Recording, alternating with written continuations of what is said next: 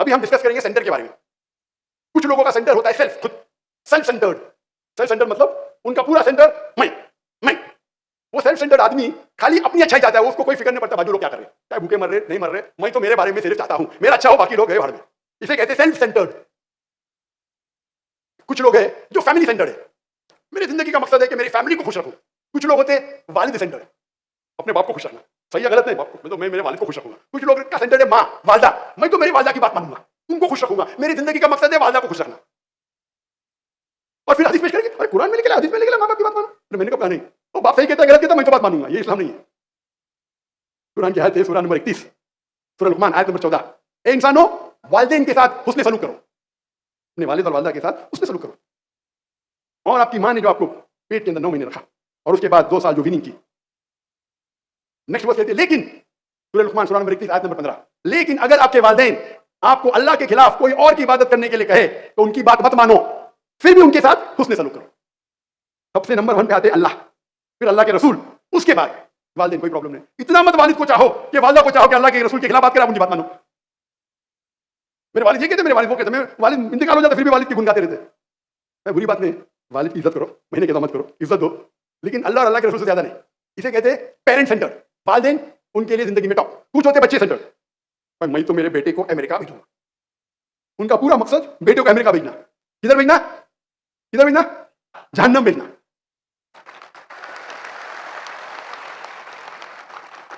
तो ये हम कह रहे थे चिल्ड्रन सेंटर, यानी बच्चे को जहन्नम में डालने के लिए आप कुछ भी करेंगे। समझते पाकिस्तान, वो समझते कि अमेरिका जन्नत है, इसको कहते हैं चिल्ड्रन सेंटर।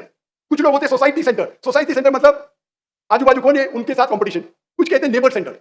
नेबर सेंटर मतलब पड़ोसी सेंटर, उनकी पूरी जिंदगी पड़ोसी क्या करता है उसके ऊपर बीत जाती है, पड़ोसी से कंपटीशन। मैं चुटकुला सुनाऊंगा आपको, एक चुटकुला है, इंग्लिश में कहते हैं एनेक्डोट, उर्दू में चुटकुला। एक बार एक फरिश्ता आता है और एक इंसान से पूछता है आप जो भी चाहेंगे मैं आपकी मुराद पूरी करूंगा, एक शर्त है। क्या शर्त है? जो भी आप मांगेंगे आपके पड़ोसी को दुगना दूंगा। बोलता है नो प्रॉब्लम। तो वो बोलता है मुझे एक कीमती रोलेक्स घड़ी चाहिए। तो वो जिन या फरिश्ता बोलता है अच्छा तेरे को रोलेक्स दे दी, पड़ोसी को 2 रोलेक्स दे दी। फिर वो बोलता है कि मुझे एक रोल्स रॉयस गाड़ी चाहिए। तो वो जिन या फरिश्ता उसको रोल्स रॉयस गाड़ी देता है, पड़ोसी को 2 रोल्स रॉयस गाड़ी देता है। गोस्ट क्या खुले में जो भी है, फैंटम और हाई लेवल। फिर वो बोलता है मुझे 10 बेडरूम का बंगला चाहिए, फरिश्ता उसको दे देता है, उसके पड़ोसी को 2 बंगला देता है 10 बेडरूम के। वो बोलता क्या हो रहा है ये? वो फरिश्ता एक आखिरी ख्वाहिश क्या है? मेरी आंख फोड़ो, एक आंख फोड़ दो। आज का हालत यही है, उसको अपने से देखो, पड़ोसी से जीतना चाहिए। मेरी एक आंख फूटेंगी, पड़ोसी की 2 आंख फूटेंगी, बारा जिंदगी सफल, जन्नत मिल गई। इसे कहते हैं पड़ोसी सेंटर, यानी पूरी अपनी जिंदगी पड़ोसी की घूम रही है। पड़ोसी क्या करता है? मैं पड़ोसी से कंपटीशन ले रहा हूं। तो फरिश्ते को बोलता मेरी आंख फोड़, मेरे पड़ोसी की 2 आंख फूट जाएगी। ये हालत है हमारे आज के माशरे में, और कई मुसलमान भी ऐसे, माफ करना नहीं होना चाहिए है। लेकिन कुछ लोग एनिमी सेंटर। एनिमी सेंटर में मेरा दुश्मन क्या कर रहा है, मेरे दुश्मन मेरी प्लानिंग क्या कर रहा है, मेरे खिलाफ क्या कह रहा है, तो मैं उसका रिप्लाई करूंगा। सोशल मीडिया में जाकर मैं उसका जवाब दूंगा। एनिमी सेंटर, मेरा दुश्मन क्या, उसकी पूरी जिंदगी दुश्मन क्या कर रहा है उसके अंदर बीत जाती है। माशाल्लाह मैं दाऊद के मैदान में मेरे चाहने वाले करोड़ हुए तो दुश्मन भी है ना हजारों, है ना। अगर मैं उनके पीछे भागते रहूं तो दाऊद का छोड़ना पड़ेगा ना। एक कहावत है, when people throw stones at you raise yourself so high so that the stone doesn't reach you। अगर कोई आप पे पत्थर फेंकता है अपने आप को इतनी ऊंचाई पे पहुंचाओ कि पत्थर आप तक नहीं पहुंचे।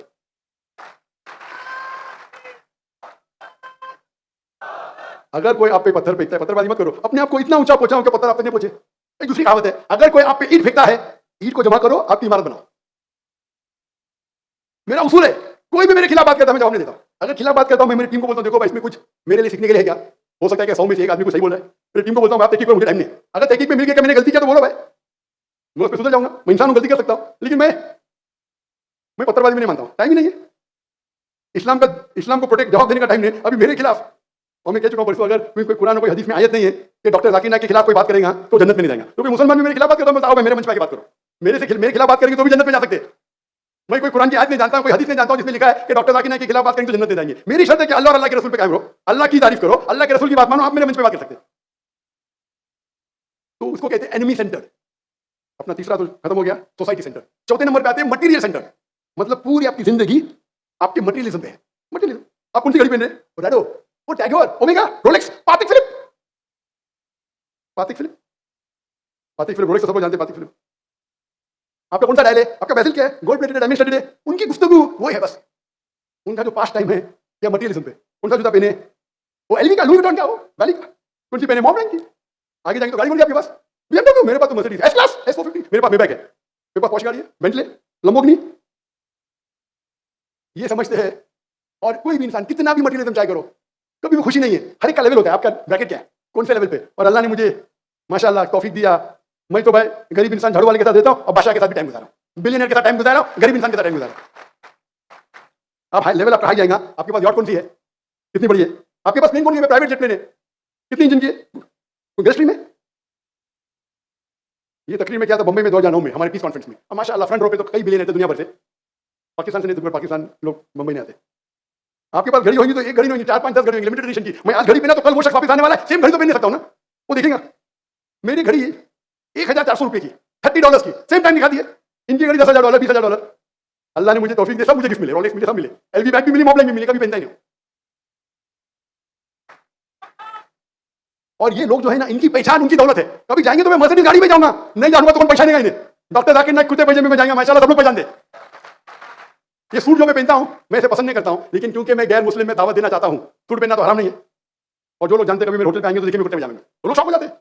कई पाकिस्तानी जब आते देखते हैं मेरे घर को, इतना छोटा घर, अरे कुर्ते पजामे, हराम है कुर्ता पजामा। नहीं डॉक्टर साहब, हम समझते हैं सूट पैंट में ही है। सूट पैंट सिर्फ जब मैं तकरीर करने जाता हूं तो क्या लोग जब देखेंगे तो गैर मुस्लिम देख, कौन ये जोकर है, सूट पैंट टोपी पहन के आया है, जो जोकर लगना भी उसमें फायदे है।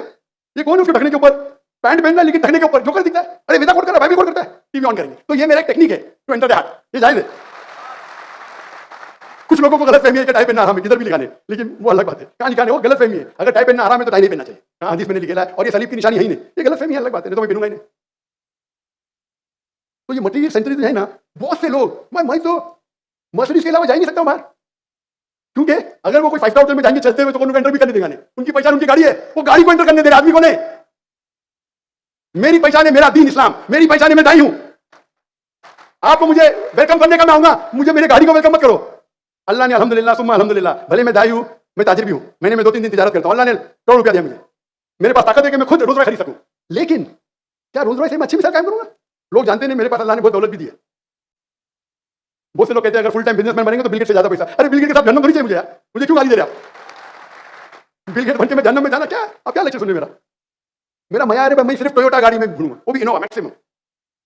मैं कोई भी ब्रांडेड चीज नहीं पहनता हूं, सब गिफ्ट मिले, एलवी गिफ्ट मिली, लुई विटॉन मिली, मॉबलैंक मिली, रोलेक्स सब मिले, लेकिन इससे मैं मयार को नीचे क्यों करूं? क्यों मयार को नीचे करूं? बहुत से बार प्राइवेट जेट में मैंने सफर किया, मैं बोलता हूं मैं प्राइवेट जेट में क्यों भेज रहे वो, मैं तो इकोनॉमी क्लास में ट्रैवल करता हूं, उतना पैसा मेरे इदारे को डोनेशन दो।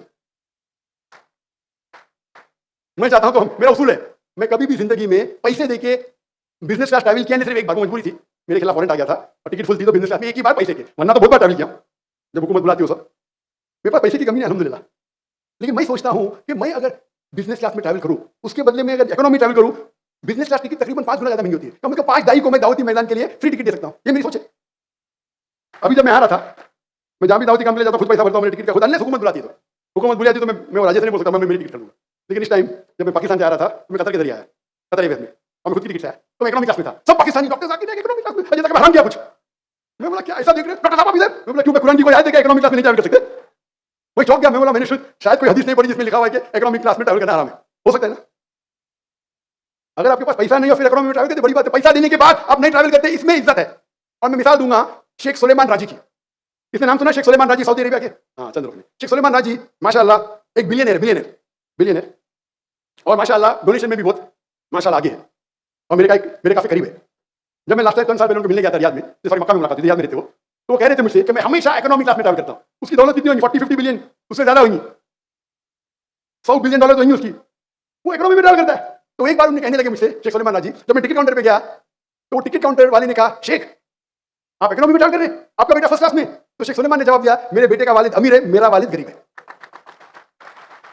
हमें इनसे इबरत हासिल होती है। इतना बड़ा आदमी, पैसे की कमी है। उसने जब वक्फ कायम की, उसके बहुत से वक्फ है, आखिरी वक्फ जो कायम की 120 बिलियन रियाल, $30 बिलियन की वक्फ कायम की, आखिरी वक्फ। उसमें वक्फ में लिखा है कि कोई भी ट्रस्टी अगर मेरे वक्फ के पैसे से ट्रैवल करता है तो इकोनॉमी में करेगा। और उसके ट्रस्टी वक्फी सब जो उसके ट्रस्ट के जो उसके वक्फ के ट्रस्टीज है, कई बिलियनर, मैं उनको जानता हूं, वो कहते हैं शेख का बस चले तो हमें चला के लेके जाएंगे।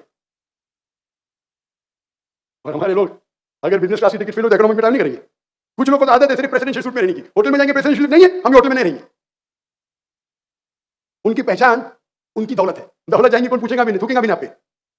आपकी पहचान आपका दीन बनाओ, आपकी ईमानदारी बनाओ, आपका हुनर बनाओ। हम सब मटेरियल सेंटर्ड है, अक्सर मटेरियल सेंटर्ड।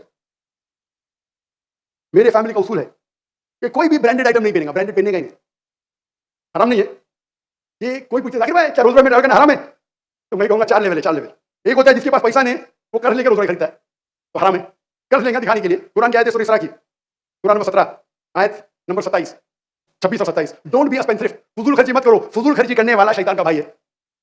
पैसा नहीं है दिखाने के लिए, रिश्वत दिखाने के लिए कर्ज लेते, बैंक से लोन लेते, अट्रावे करते, ये कैटेगरी 1 हराम है। कैटेगरी 2, पैसा है, कर्ज लेने की जरूरत नहीं, लेकिन इतना पैसा नहीं कि रोज रोज खरीदे, वो दिखाने के लिए खरीदता है। उसकी नियत क्या है? कैटेगरी 2, दिखाने के लिए। थर्ड कैटेगरी, एक आदमी के पास पैसा है और खरीदता है रोज रोज, लेकिन दिखाने के लिए, तो ये भी हराम बोलो या मकरूह बोलो, इख्तिलाफ है। लेकिन दिखाने के लिए कर रहा है, पैसा कम है और दिखाने के लिए क्या तो हराम है। पैसा है बहुत है, दिखाने के लिए कर रहा है तो मकरूह में तो आएगा, हराम में तो नहीं। कैटेगरी 4, पैसा है फिर भी रोज नहीं खरीदता है, टॉप कैटेगरी, अच्छे मोमिन की कैटेगरी। क्या करेंगे रोज के? अल्लाह ने सब गाड़ी में बिठाया, सब गाड़ी में। ये खाली एक चटक रहती है। अगर आपका ईमान स्ट्रांग है ना, ये आपको कोई भटका नहीं सकती, कभी भटका नहीं सकती। और आज की तारीख में पेशा बन गया, ढाई लोग बोलते मुझे बिजनेस क्लास से तो मैं आऊंगा, मुझे 5 स्टार होटल देंगे तो आऊंगा, नहीं तो नहीं आऊंगा। ये डिमांड करना बिल्कुल हराम है। डिमांड करना क्या 5 स्टार में देंगे तो ही मैं रहूंगा, मुझे बिजनेस क्लास देंगे तो ही मैं आऊंगा, इतने पैसे देंगे एक लेक्चर के लिए फिर आऊंगा। पैसा मांगना अगर लेवल के हिसाब से तो हराम ही नहीं है, पैसा ले सकते हैं, लेकिन इतना मत मांगो। लेकिन अफजल है नहीं मांगना। आप सोचिए, अल्लाह के रसूल और सहाबा अगर पैसा लेते थे तो क्या दिन हमसे पूछता था? लेना हराम नहीं, अल्लाह की हदीस ले सकते हैं, कुरान पढ़ने के लिए ले सकते, पैसा रुपया करने के लिए ले सकते, जायज है। लेकिन जो लोग को अल्लाह ने पैसा नहीं दिया वो लेते, मुझे कोई हर्ज नहीं। अल्लाह ने आपको पैसा दिया, और पैसा बनाने का मेरा तो उसूल है, कोई भी टिकट चार्ज करेगा तो मैं पाऊंगा ही नहीं। एक पाकिस्तानी कभी टेक्स्ट कराता था, जाकिर भाई आपके लेक्चर के लिए पाकिस्तान में 5000 रुपया रखा, मेरा कौन रखा है? आप जानते ही नहीं जाकिर भाई को। दुनिया में कितने पहले बार 1993 में था जब कनाडा गया तो लोग चार्ज करते थे। 2002 के बाद तो मैंने बोला कोई भी मेरे टिकट चार्ज करेगा तो मैं आऊंगा ही नहीं। 2009 मेरा कॉन्फ्रेंस आखिरी था, उसके बाद कोई भी मेरे तकरीर के लिए पैसे चार्ज करेगा मैं नहीं आऊंगा। तो बहुत से लोग ने जाकिर को बुलाने के लिए कॉन्फ्रेंस भी रखते। और मैं कहता हूं मेरा लेक्चर आपको रखने का है, आप कोई भी आपके आजू बाजू मुसलमान से डोनेशन लेकर रख लो भाई। अगर पैसा नहीं मिलेगा मैं आपको दूंगा। हजारों लेक्चर दिया दुनिया में, एक ऑर्गेनाइजर मुझे नहीं कहा कि डॉक्टर साहब मेरे नाम का लेक्चर रखे और हमको पैसा मिलाने। मैं जो कोरिया गया था, मैंने कहा कोरिया में मुसलमान का मैंने बोला मेरे क्रू के लिए सिंपल होटल लेना, तो भी खर्चा मैं भर लूंगा। 5 स्टार होटल क्या हो गया भाई? 5 स्टार होटल जो खर्च कर रहे डॉक्टर साहब, हमें मजबूरियन एक शख्स आया बोले डॉक्टर जाकिर नहीं पूरे क्रू को 5 स्टार में मैं दूंगा पैसा। भाई दीन को पेशा मत बनाओ पैसा कमाने के लिए, सवाब कमाने के लिए बनाओ।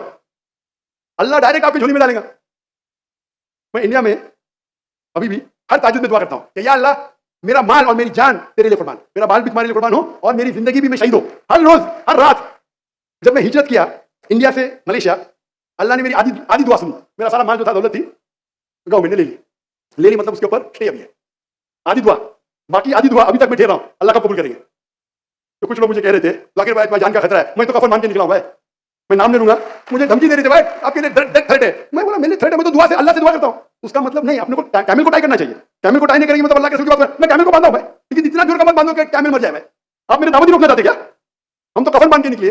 अगर एक दुआ इंडिया में करे दूसरी दुआ पाकिस्तान में, मैं अल्लाह की ख्वाहिश को पूरी करूंगा। मैं दाई हूं। जब मैं दुआ करता हूं अल्लाह से कि जो कौम का पैसा जो अटक गया इंडिया में उसके लिए अल्लाह करे वापस मिले, लेकिन मैं मेरी दौलत के लिए कभी दुआ नहीं करता हूं। लोग बोलते क्यों जाकिर भाई हराम है क्या? अरे मैंने दुआ करके मेरी दौलत गई अल्लाह के राह में, वापस लाने का सवाब ही नहीं मिलेगा मुझे। मैंने अल्लाह से दुआ करी मेरी दौलत चले जाए, कैसा दुआ करूंगा वापस मिले? ये तो गलत होगा ना। तो जब मैं दुआ करूं अल्लाह के लिए कि मुझे शहादत की मौत मिले तो मुझे डर क्या है? एहतियात दूंगा जितना लेना चाहिए, लेकिन मैं दावत के काम से नहीं रोक सकता हूं। मैंने फिर से तिजारत शुरू की मलेशिया से, फिर से अल्लाह ने दौलत दी थी अल्हम्दुलिल्लाह, फिर से दौलत दी। अल्लाह ताला मालिक है। मैं दूसरे के सामने हाथ क्यों फैलाऊं? क्यों फैलाऊं मैं दूसरे के सामने हाथ? अगर हाथ फैलाने का तो मेरे मौला के सामने फैलाऊंगा ना। तो ये आता है मटीरियल सेंटर। कभी भी अपनी दौलत को अपना सेंटर मत बनाओ। इसीलिए अल्लाह के रसूल की हदीस है जो लोग अमीर है उनसे जन्नत में आने के लिए और पूछताछ होगी। इवन साहबा, जो साहबा अमीर है उनको जन्नत में एंट्री होने के लिए और पूछताछ होगी, जो गरीब है उनको आसानी से। मैंने कहता हूं दौलत एक इम्तिहान है, कितना है। अक्सर लोग दौलत की वजह से इस्लाम के दूर जाते हैं। कुछ चंद लोग हैं जैसे शेख सुलेमान राजी, उनकी मिसाल है कि दौलत की वजह से अल्लाह के करीब आ रहे हैं। और माशाअल्लाह पाकिस्तान में तो माशाअल्लाह, पाकिस्तान मुल्क भरे मिस्किन होगा लेकिन माशाअल्लाह तुजार तो बहुत है। मैं हमेशा कहता हूं कि अगर अल्लाह ने आपको दौलत दी है तो इस्लाम में 2.5% फर्ज है, वो मिनिमम है। कहाँ कुरान में ज्यादा देंगे तो अल्लाह को गुना देंगे, ज्यादा देंगे तो और आपको सवाब देंगे। मैं हमेशा कहता हूं आप धंधा करते हैं ना, अल्लाह को अपना पार्टनर बनाओ, अल्लाह को अपना पार्टनर बनाओ। जब मेरे बेटे ने 2 साल पहले शुरू किया तिजारत, मैंने कहा अल्लाह को पार्टनर बनाओ, लेकिन अल्लाह को छोटा पार्टनर तो बना नहीं सकते, तो मिनिमम 51% प्रॉफिट अल्लाह के नाम में देना, मिनिमम। उससे कम देंगे तो तुम अल्लाह से बड़े कहोगे भाई। अल्लाह को अपने धंधे का पार्टनर बनाओ। मैं कितना देता हूं बोल नहीं सकता हूं, मैं वेटरन हूं, मैं तो पुराना आदमी हूं, मेरा बेटा नया नया धंधा शुरू किया, मिनिमम 51%। ये कोई फतवा नहीं भाई, ये तो बोलेंगे जाकिर फतवा के 2.5% मिनिमम है ज़कात का। लेकिन अगर आप अल्लाह के करीब आना चाहते हैं, आप अगर देखेंगे कि हज़रत उमर उनने अपनी आधी दौलत दे दी। जब अल्लाह के रसूल ने पूछा आपने क्या छोड़ा घर पे आधी दौलत आधी आधी, हज़रत अबू बकर आया, उन्होंने अपनी दे दी दौलत, आपने घर पे क्या छोड़े? मैंने घर पे अल्लाह और अल्लाह के रसूल को छोड़ा, 100% दे दी। तो हम कहानी पढ़ते हैं, हम सहाबा की सीरत पढ़ते हैं, हम क्या करते हैं? चंद लोग हैं शेख सुलेमान राजी जैसे, तो जितना आप अल्लाह को देंगे, अल्लाह आपको मिनिमम 700 गुना वापस करेगा। 70,000%। कितना परसेंट? 70,000%। ये कुरान मजीद की आयत है, सूरह बकरा सूरह नंबर 2 आयत नंबर 261। अगर आप एक दाना डालेंगे अल्लाह के राह में, अल्लाह आपको 7 बूटे देगा, हर बूटे पे 100 दाना, एक दाने का 700 दाना, 70,000% इन बिजनेस टर्मिनोलॉजी। अल्लाह रुकते नहीं और भी देंगे आपको। तो अल्लाह को पार्टनर बनाओ, दुनिया आपके कदमों में नहीं है। अभी हम आते हैं, टाइम कम है, फास्ट जाइए। पावर सेंटर, कुछ लोगों को पावर का भूत है, मुझे पावर चाहिए, मुझे कुर्सी चाहिए, पूरी जिंदगी कुर्सी के पीछे, पावर के पीछे। पावर के लिए अपना दिन भी छोड़ देंगे, अपनी फैमिली भी छोड़ देंगे, पावर पावर। कुछ लोग का शौक है फेमस होना, फेम। मैं शोहरत हो, मैं टेलीविजन पे आऊं, मैं स्टेज पे आऊं। अभी अल्लाह ताला मुझे टेलीविजन और स्टेज पे लेके आता है, क्या करूं? मैं कितने फॉलोअर्स आपके फेसबुक पे, आपके यूट्यूब पे कितने फॉलोअर्स है? पूरी जिंदगी भर फेम फेम फेम। सबसे मशहूर इंसान कौन है दुनिया में? आखिरी नबी मोहम्मद सल्लल्लाहु अलैहि वसल्लम। वो फेम के पीछे भागा नहीं, अल्लाह ने फेम को उसके पीछे भगाया। मिसाल बाद में दूंगा। तब अल्लाह के राह में जाओ, ये सब आपके पीछे भागेंगे। मैं हकलाता था, कौन अगर मुझे पूछेगा मेरा नाम क्या है, मेरा नाम दा दा दा दा के ख्वाब में सोच सकता था सबसे पहले डॉक्टर बनूंगा। कभी सोचा नहीं कि 25 लोगों के सामने तकरीर करूं। आज अल्लाह ने हजारों लाखों के सामने, मिलियनों के सामने तकरीर कराते लाइव। हां मिन फज़ल रब्बी। माशाल्लाह। मैं परसों की तकरीर में कह रहा था कि मुझे शैडो बैन किया गया, कुछ लोग मौजूद थे। शैडो बैन मतलब मेरे फॉलोइंग को कम कर देती है। ये पूरी जो सोशल मीडिया है ना, पूरी कंट्रोल है यूथ से। तो पहले एक साल में मेरे फॉलोअर्स 4 मिलियन होते, तभी एक साल में 50,000 होते, 1 लाख होते। खुशी की बात बोलूं मैं, अभी जो ने पढ़े ना, doctor Zakir Naik Facebook 23.9 million, ये एक साल से चल रहा है। YouTube 3.8 million. खुशखबरी, पाकिस्तान में 3 दिन रहा, माशाल्लाह 24 मिलियन क्रॉस कर दिया। मेरा यूट्यूब 4 मिलियन के ऊपर। क्या कहना चाहता हूं, जब भी ज्यादा तादाद में आती है तो उनका जो एल्गोरिथम भी प्रोपोर्शनली ऊपर देता है। नहीं तो जाते थे 5-10 मिलियन, कम से कम 2 लाख तो हो गए 3 दिन में। आप समझ रहे ना? इस शैडो बैनिंग मतलब वो चाहते नहीं कि आप ऊपर बढ़े, तो जो भी आपकी ग्रोथ है उसको 5% कर देते। लेकिन 5% में माशाल्लाह 2 लाख हो गई 3 दिन में, माशाल्लाह। तो रिवाइज करने पड़ेगा 24 million on the Facebook and more than 4 million on the YouTube. लेकिन ये आखिरत में कोई फायदा नहीं जब तक आप आपके फॉलोअर्स को अल्लाह के करीब नहीं लेके आते। अगर आप डांस सिखाएंगे, फॉलोअर्स को दूर लेके जाएंगे, आपको जन्नत की एंट्री मिलेंगी। अगर आप लोग को अल्लाह की तरफ लेके आते हैं, अल्लाह के रसूल की तरफ लेके आते हैं, इंशाअल्लाह आपको जन्नत की टिकट। हमें कोशिश करना चाहिए कि हमें जन्नत का पासपोर्ट मिले। Fame centred, power centred, workaholic. सबसे बेस्ट सेंटर कौन सा है? सबसे best centre for passport for जन्नत इज अल्लाह सेंटर। अगर आप अल्लाह सेंटर है, अल्लाह ताला सब आपको देगा, सब। अगर आप अल्लाह सेंटर्ड है, अगर आप अल्लाह सेंटर्ड है, तो आता है ना सेल्फ सेंटर्ड, अल्लाह ताला को वो ओहदे पे पहुंचाता है कि अल्लाह को दौलत भी दे देता है। अगर आप अल्लाह सेंटर्ड है, आपके बच्चे लोग को बेस्ट बनाता है, आपके एरिया को बेस्ट बनाता है, आपके वालिदैन को बेस्ट बनाता है। मेरे वालिद अल्हम्दुलिल्लाह, अल्लाह उनको जन्नत नसीब फरमाए, माशाल्लाह, फुल सपोर्ट था दाई बनने में। और मुझे कहते थे